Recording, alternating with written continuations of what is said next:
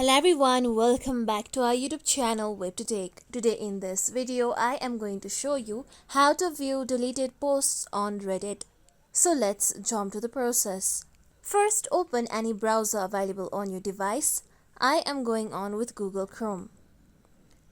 Now, tap on the search bar. Now type in www.revited.com. Then tap on the small arrow icon present on your keyboard.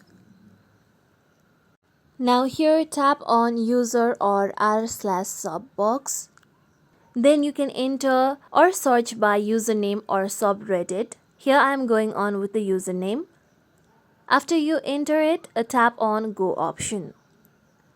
With this, now here you'll be able to view deleted posts on Reddit under that username or subreddit.